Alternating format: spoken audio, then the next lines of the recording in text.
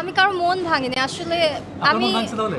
অবশ্যই আমার মন ভেঙেছে। টকশোর ঝলমলে আলো, হালকা মিউজিক আর প্রশ্নের ফাঁদ সব মিলিয়ে সাম্প্রতিক এক টকশোতে অভিনেত্রী লামিয়া যেন নতুন করে উস্কে দিলেন পুরনো এক গুঞ্জন। সহশিল্পী পাভেলের সঙ্গে প্রেম করছেন কিনা এই প্রশ্ন উঠতেই লামিয়ার মুখে সরাসরি হ্যাঁ বা না এলো না, বরং এলো একরাশ হাসি। আর সেই হাসি এখন নেট দুনিয়ার সবচেয়ে আলোচিত সাবজেক্ট। প্রশ্নটা শুনে লামিয়া প্রথমেই একটু থমকে যান, তারপর চোখে মুখে এক ধরনের লাজুক উচ্ছ্বাস, ঠোঁটের কোণে রহস্যময় হাসি। সঞ্চালক বারবার জানতে চাইলেন, তিনি বলেন, পাভেল খুব ভালো একজন মানুষ, আমরা ভালো বন্ধু।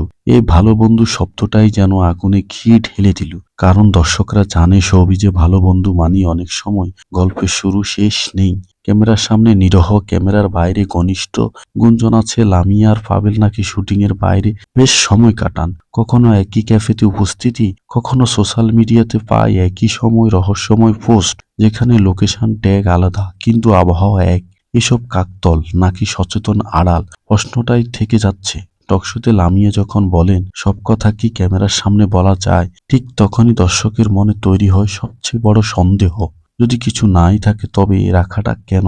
হাসির আড়ালে কি লুকিয়ে আছে? লামিয়ার সেই হাসি, এটা কি নার্ভাসনেস নাকি আনন্দ? প্রেম থাকা মানুষের হাসি যেমন হয় ঠিক তেমনই কিনা? সোশ্যাল মিডিয়ায় চলছে বিশ্লেষণ, কেউ বলছেন এটা স্পষ্ট প্রেমের হাসি, কেউ আবার দাবি করছেন এটা মিডিয়াকে ম্যানেজ করার স্মার্ট চাল।